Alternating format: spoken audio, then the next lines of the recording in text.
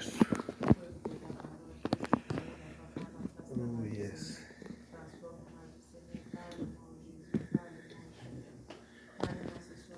Oh, God.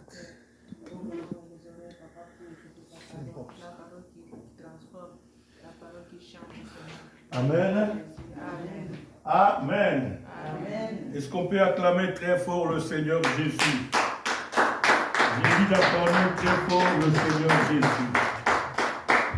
Alléluia. Que Dieu soit loué. Nous rendons gloire au Seigneur qui a permis que nous puissions être là cet après-midi.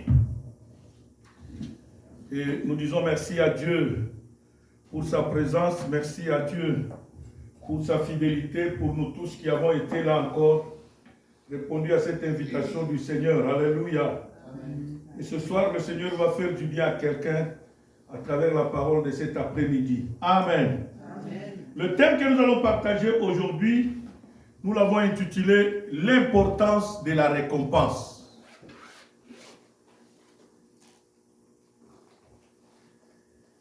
L'importance de la récompense.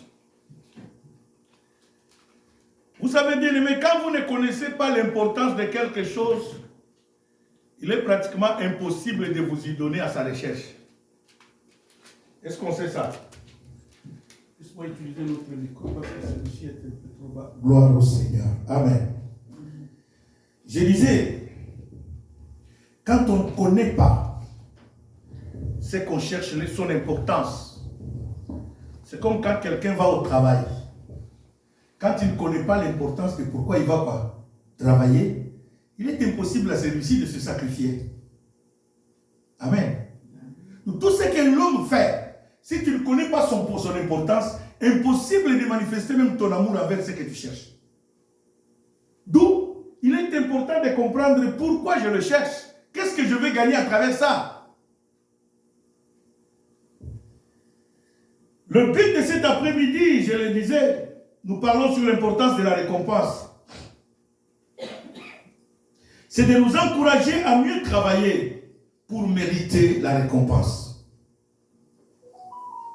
Si tu ne travailles pas bien, tu ne peux jamais mériter cette récompense. Alléluia. C'est de nous amener à aimer le travail que nous faisons. À aimer ton ministère, à aimer le travail que tu fais dans la maison de Dieu pour un résultat concret.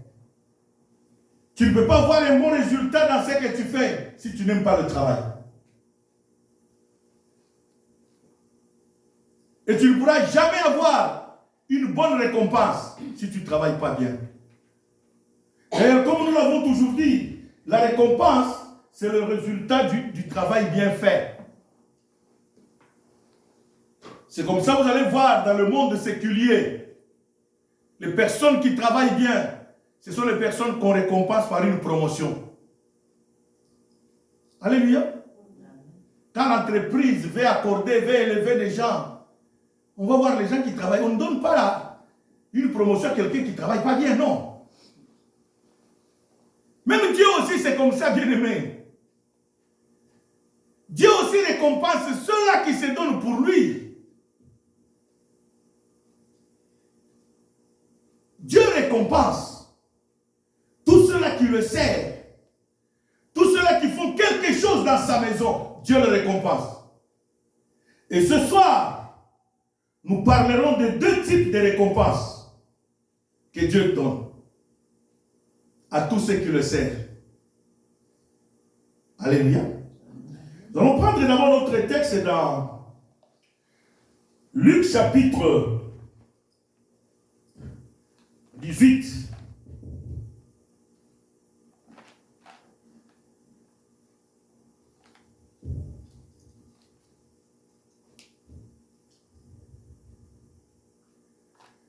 Luc chapitre 18,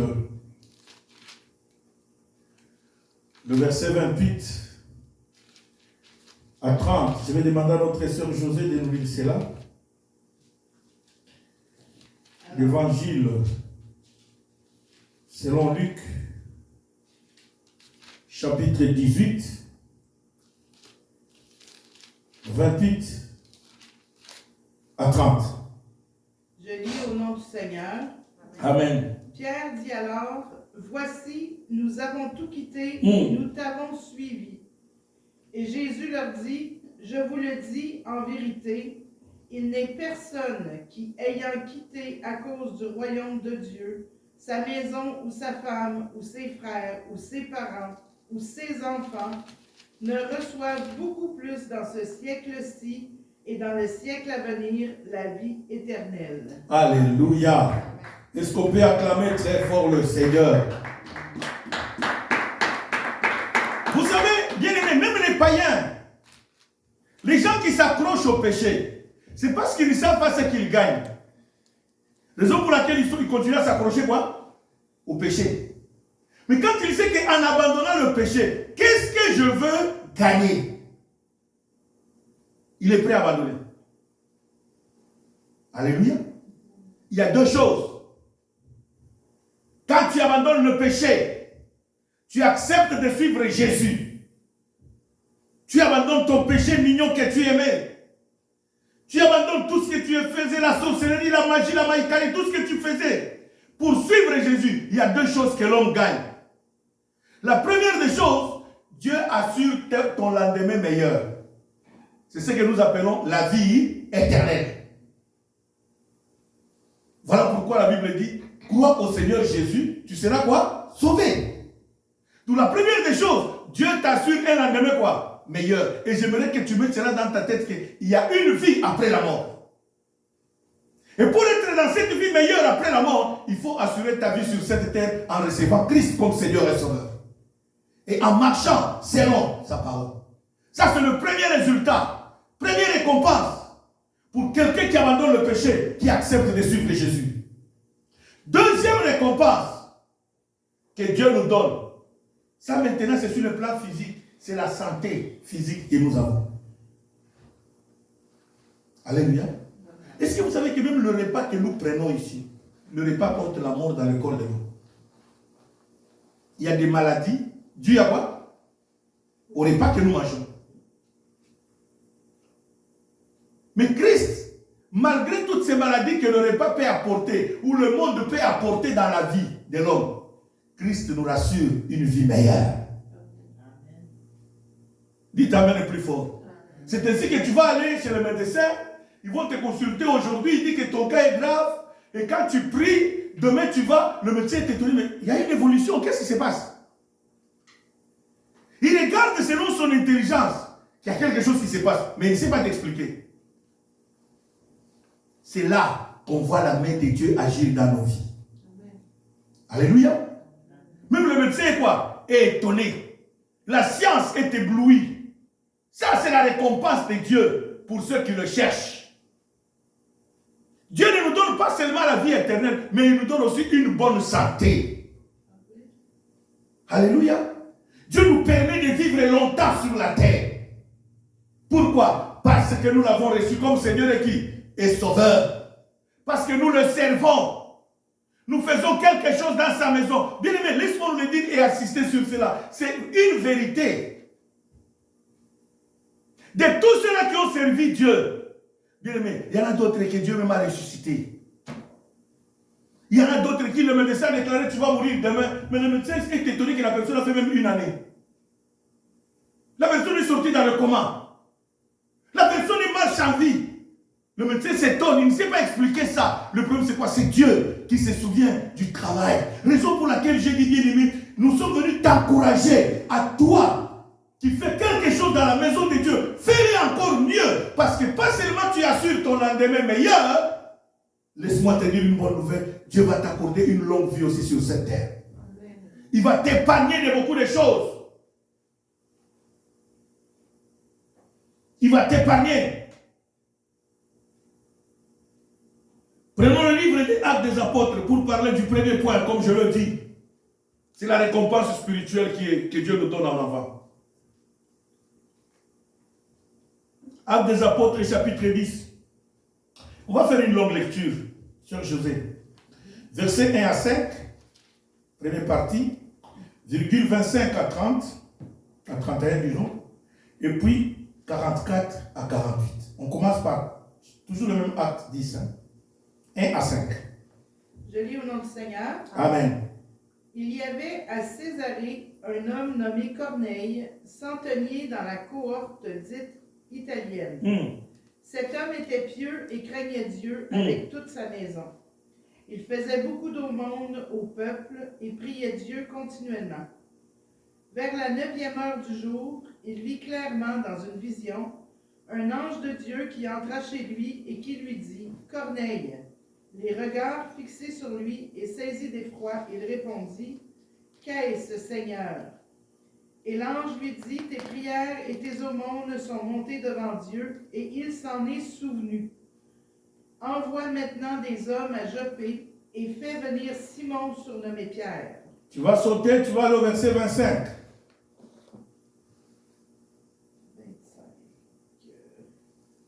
Lorsque Pierre entra, Corneille, qui était allé au-devant de lui, tomba à ses pieds et se prosterna. Mais Pierre le releva en disant « Lève-toi, moi aussi je suis un homme. » Conversant avec lui, il entra et il trouva beaucoup de personnes réunies. Vous savez, leur dit-il, qu'il est défendu à un juif de se lier avec un étranger et d'entrer chez lui. Mais Dieu m'a appris à ne regarder aucun homme comme souillé et impur. C'est pourquoi je n'ai pas eu d'objection à venir, puisque vous m'avez appelé. Je vous demande donc pour quel motif vous m'avez envoyé chercher. Corneille dit, « Il y a 4 jours, à cette heure-ci, je priais dans ma maison à la 9e heure, et voici un homme vêtu d'un habit éclatant se présenta devant moi et dit, « Corneille, ta prière a été exaucée, et Dieu s'est souvenu de tes aumônes. » Saute maintenant, tu vas les terminer au verset 44 à 48.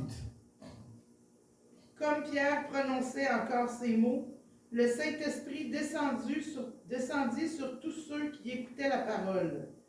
Tous les fidèles circoncis qui étaient venus avec Pierre furent étonnés de ce que le don du Saint-Esprit était aussi répandu sur les païens, car ils les entendaient parler en langue et glorifier Dieu. Alors Pierre dit, « Peut-on refuser l'eau du baptême à ceux qui ont reçu le Saint-Esprit aussi bien que nous? » Et il ordonna qu'ils fussent baptisés au nom du Seigneur, sur quoi ils le prièrent de rester quelques jours auprès d'eux. Parole du Seigneur. Amen. On acclame très fort la parole de Dieu.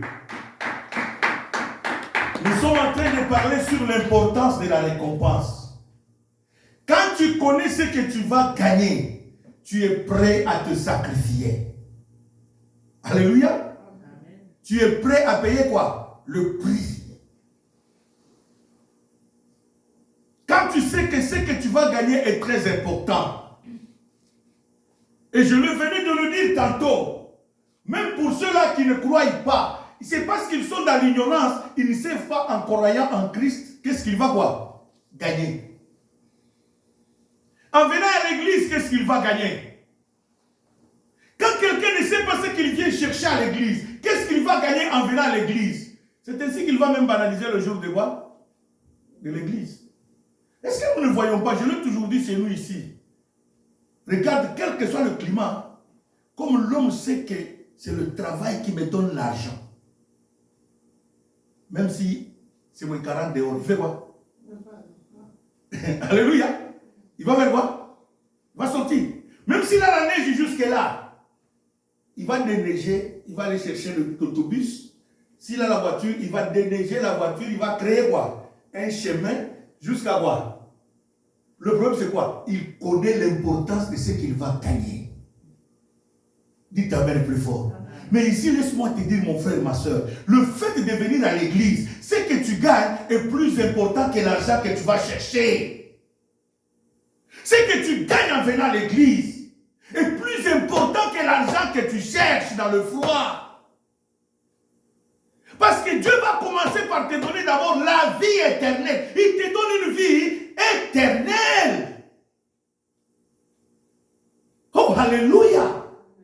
Mais comprenez que ce que nous gagnons en venant à l'église est plus important que tout ce que nous voyons à l'étranger. C'est pour ça que la Bible dit, que servira-t-il à un homme de gagner quoi? Le monde entier s'il perdait quoi? Son son âme. Tu peux avoir tous les millions du monde entier, mais si tu n'as pas Jésus, tu es mort. Et tu iras à l'enfer. Alléluia. Ce monsieur ici, Corneille, il était des pays qu'on appelle des étrangers, des païens, parce que le salut était réservé seulement aux Juifs. Alléluia. Toutes les nations du monde entier étaient considérées comme qui? Des païens. Mais malgré qu'il était païen, ce monsieur, il avait besoin de Dieu dans sa vie. Il cherchait Dieu dans sa vie. La Bible dit, il priait. Comment il priait? Qu'est-ce qu'il disait dans sa prière? La Bible ne nous dit pas. C'est pour vous dire que ne t'enorgueillis, ce n'est pas toi qui pries, croyant que tu es l'unique qui prie. Il y en a d'autres qui sont dehors. Mais Dieu écoute bien leur prière que ta prière. Parce que ce qui compte, c'est l'état de son cœur. La Bible dit, ce monsieur, malgré qu'il était païen, il craignait Dieu. Il savait distinguer que ça c'est le bien, ça c'est le mal. Il ne faut pas faire du mal à quelqu'un.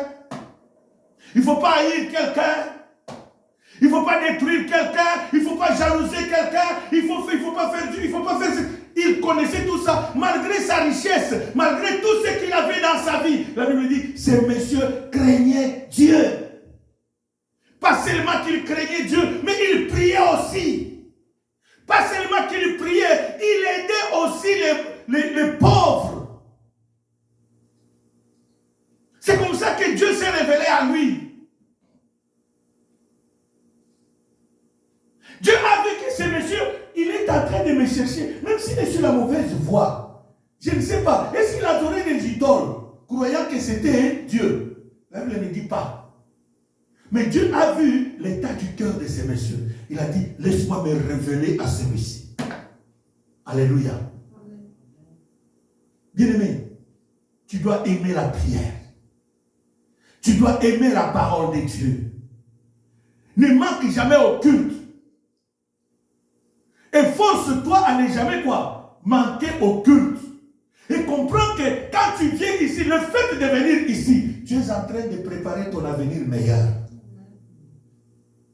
Dites Amen. La parole que tu viens écouter dans la maison de Dieu. Voilà pourquoi la Bible le dit, Paul le dit aux Hébreux, n'abandonne jamais votre assemblée. Parce que la parole que tu viens écouter ici, cette parole te prépare jour après jour à un lendemain quoi? Meilleur. Cela veut dire te prépare à la vie éternelle. Amen. Te prépare à la vie éternelle. Corneille faisait tout ça parce qu'il avait besoin de cette vie éternelle. Il n'avait jamais entendu cette vie éternelle.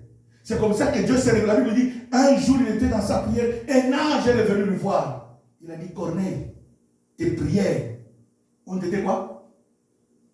Entendues par Dieu. Dieu a vu que tu le cherches. J'ai aimé beaucoup la sœur José nous a lu le verset de Jérémie. Il dit, si vous me cherchez quoi? De tout votre cœur. Dieu veut que nous le cherchions. Bien-aimé, quand tu viens à l'église, ne regarde pas celui qui n'est pas venu ou celui qui est assis à droite. Regarde l'état de ton cœur. Cherche Dieu de tout ton cœur. Cherche Dieu. C'est comme Corneille cherchait Dieu de tout son cœur. Et ce jour-là, Dieu l'a récompensé.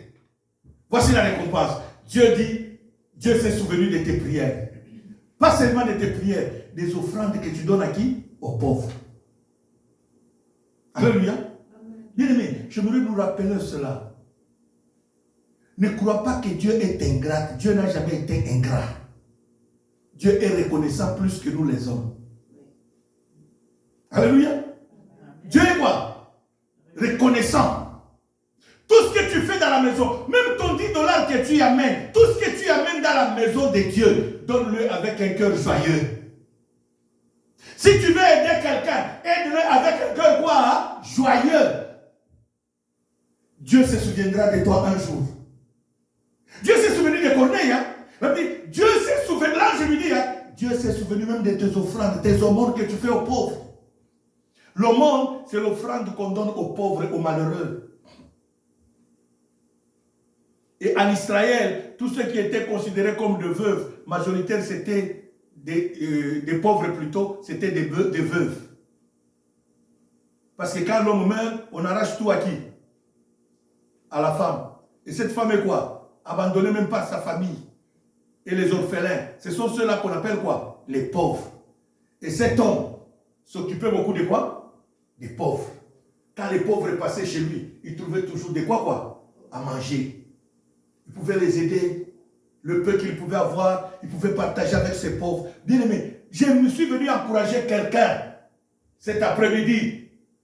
Je suis venu t'encourager d'abord. Le fait que tu viens à l'église, mais toi, un jour, Dieu se souviendra de toi. Un jour, seulement ta présence au culte, Dieu se souviendra de toi. Il va dire que non, ma servante ici, mon serviteur ici, laisse-moi le guérir. Laisse-moi opérer un miracle quoi? Dans sa vie. Pourquoi? Parce qu'il ne manque jamais au culte. Dites amen.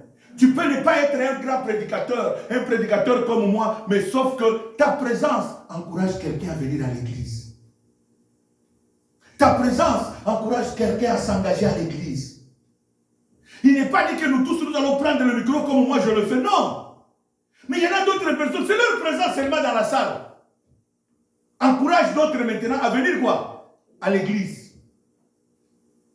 Et à cause de ça, un jour, Dieu se souviendra de toi. C'est comme ça qu'il s'est souvenu de Corneille. La Bible dit, l'ange lui dit, envoie à Joppé, il y a un monsieur qu'on appelle Pierre, Simon, surnommé Pierre, qu'il fait le venir, il te dira ce que tu dois faire. Dites amen. Pierre arrive chez Corneille, il entre. Il dit, monsieur, pourquoi tu m'as appelé? Mais vous savez qu'il n'y a pas de relation entre vous et nous, vous les étrangers. Là, Pierre a utilisé un langage respectueux. Il n'a pas voulu le traiter de païen. Il a traité de quoi? D'étranger. Mais vu que Dieu m'a fait comprendre. Or, pendant que l'ange se révèle à Corneille, Dieu se révèle, le même Dieu se révèle aussi à qui? À Pierre. Pierre a vu une nappe. Si vous lisez le texte, Pierre était en prière, il a vu une nappe descendue du ciel. Et cette nappe-là, sur cette nappe, il y avait des reptiles que Dieu avait interdit aux gens de manger. Et il entend une voix qui lui dit, tu es en jeûne de prière, tue et quoi? Et mange. Pierre dit, mais Seigneur, c'est pas toi qui nous as donné la loi de ne pas manger ces animaux-là. Comment je vais les manger? Il dit, Pierre, qui t'a dit de déclarer impur, c'est que moi, Dieu, j'ai déclaré quoi? Pur. La Bible dit, cette vision s'est répétée 3 fois, Pierre ne comprenait rien. Quand Pierre sursaute pour la 3e fois dans cette révélation, il entend le bruit à la porte, on est en train de voir, de frapper. C'est les gens que Corneille a quoi? A envoyé. Dès que Pierre a vu ces gens, d'abord, on pouvait les distinguer. Les Juifs ont leur accoutrement et les autres nations ont leur quoi? Accoutrement. Et Pierre les a distingués. Ça, ce sont des païens. Ça, ce sont quoi? Des étrangers. Il se souvient de la vision qu'il venait de voir. D'avoir. Il dit, ah, ça c'est Dieu. Je ne peux pas les déclarer quoi? Païen. C'est comme ça, quand il est arrivé dans la maison de Corneille, il a répété cela. Il a dit non. Je ne croyais pas. Restez avec vous autres ici. Parce que vous le savez. Et Pierre dit, mais parce que Dieu m'a fait, je ne peux pas déclarer impur. C'est que lui a déclaré quoi? Pur. Voilà pourquoi je suis venu. Dites-moi pourquoi tu es là. Et quand vous lisez le texte, la Bible dit, Corneille a répété la même chose. Il dit, hein, j'ai vu l'ange de Dieu qui m'a dit que Dieu s'est souvenu de mes prières et de mes aumônes.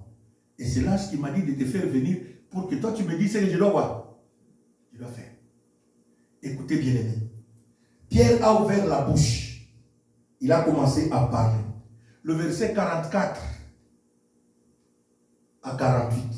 Les commentateurs disent ceci. Les analystes de la Bible disent, Pierre ne voulait pas parler de l'essentiel du salut. Il voulait rester superficiel. Mais Dieu a confondu qui? Pierre. Pendant qu'il a ouvert seulement quoi? La bouche pour parler, la Bible dit, le Saint-Esprit est descendu. Il a baptisé tout le monde qui était quoi? dans la maison de Corneille. Et les gens ont commencé à parler en d'autres langues. Ils ont commencé à prophétiser. Alors, les gens qui étaient venus avec Pierre, les chrétiens, la Bible les appelle les circoncis, qui étaient venus avec quoi? Pierre. Quand ils ont vu ça, Pierre s'est crié, allons-nous refuser l'eau du baptême à ces païens ici, qui ont parlé en langue comme nous autres, et qui viennent de prophétiser aussi comme nous autres. Alléluia. La Bible dit, Pierre a décidé sur place, il les a amenés aux eaux de baptême, et tous ceux qui étaient dans la maison de Corneille furent quoi? Comme la Bible le dit, ceux qui croiront et qui seront baptisés seront quoi? Sauvés. Donc le salut leur a été quoi? Accordé. La vie éternelle leur avait été accordée comme récompense.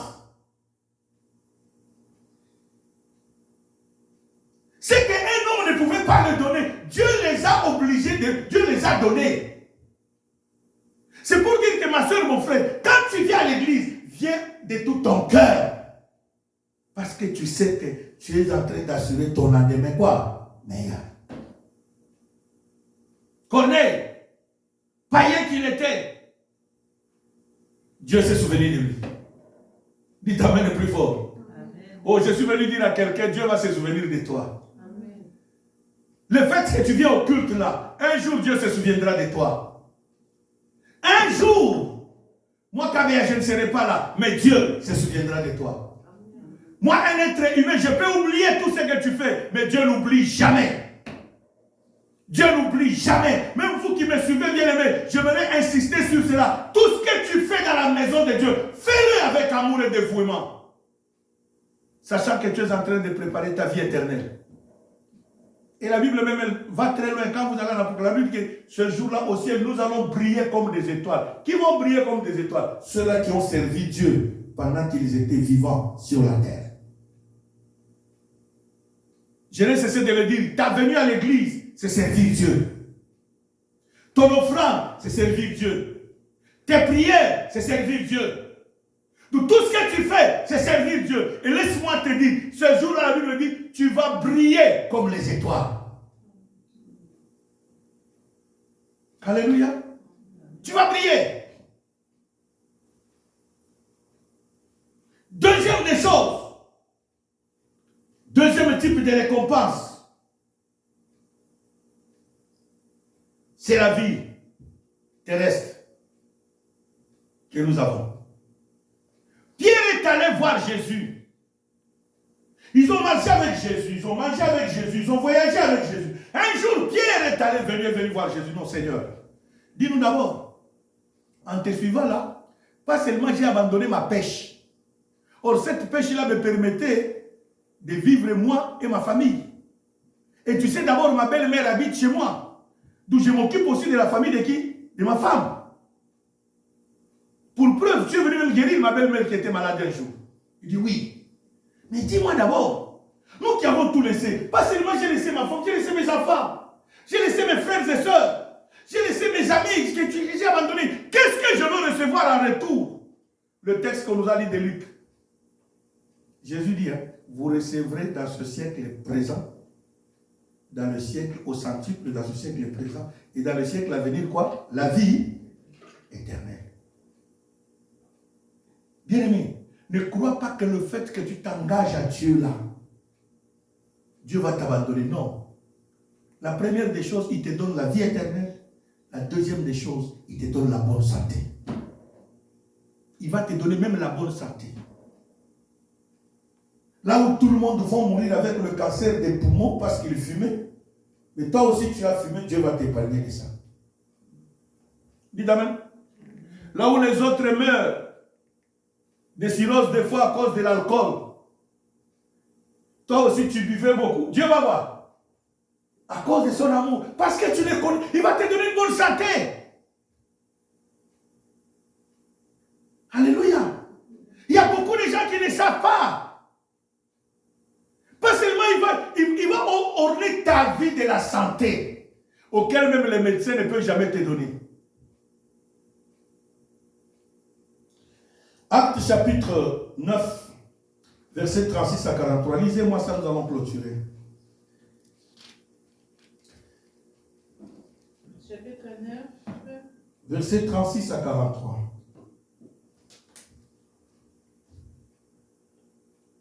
Verset 36. Je lis au nom du Seigneur. Amen. Il y avait à Joppé, parmi les disciples, une femme nommée Tabitha, ce qui signifie Dorcas. Elle faisait beaucoup de bonnes œuvres et d'aumônes. Elle tomba malade en ce temps-là et mourut. Après l'avoir lavée, on la déposa dans une chambre haute. Comme Lyde est près de Joppé, les disciples, ayant appris que Pierre s'y trouvait, envoyèrent 2 hommes vers lui pour le prier de venir chez eux sans tarder. Pierre se leva et partit avec ses hommes. Lorsqu'il fut arrivé, on le conduisit dans la chambre haute. Toutes les veuves l'entourèrent en pleurant et lui montrèrent les tuniques et les vêtements que faisait Dorcas pendant qu'elle était avec elle. Pierre fit sortir tout le monde, se mit à genoux et pria. Puis, se tournant vers le corps, il dit, « Tabitha, lève-toi. » Elle ouvrit les yeux, et ayant vu Pierre, elle s'assit. Il lui donna la main et la fit lever. Il appela ensuite les saints et les veuves, et la leur présenta vivante. Cela fut connu de tout Joppé, et beaucoup crurent au Seigneur. Alléluia. Pierre demeura quelque temps à Joppé chez un corroyeur nommé Simon. Amen. Amen. Est-ce qu'on peut acclamer très fort? Bien-aimés, les choses que nous vous prêchons, ce sont des choses que les autres ont vécues. Et Dieu veut que nous puissions aussi les expérimenter. Tout ce que tu fais dans la maison de Dieu, il y a 2 types de récompenses. Il y a la récompense spirituelle, qui est la vie éternelle. Il y a aussi la récompense physique. Dites Amen. Cette femme, la Bible dit, elle était une femme seule. Elle n'avait pas de mari. Son nom c'était Tabitha. Cette femme était couturière. Elle était en train de coudre les habits, c'était son métier. Elle vivait par ça. Personne ne connaissait ce que cette femme faisait à l'église. Elle ne manquait jamais à la prière. Et c'est comme ça que Dieu l'a mis à cœur de s'occuper des veuves, des femmes qui étaient là abandonnées. Et la Bible dit, comme elle était couturière, les morceaux d'habits qui restaient de ses clients sur qui elle avait quoi? Cousu des habits. Alors elle faisait des tuniques. Chez nous à Kinshasa, on appelle ces tuniques-là zoba zoba. Pourquoi? Parce que c'est une tunique de multiples quoi?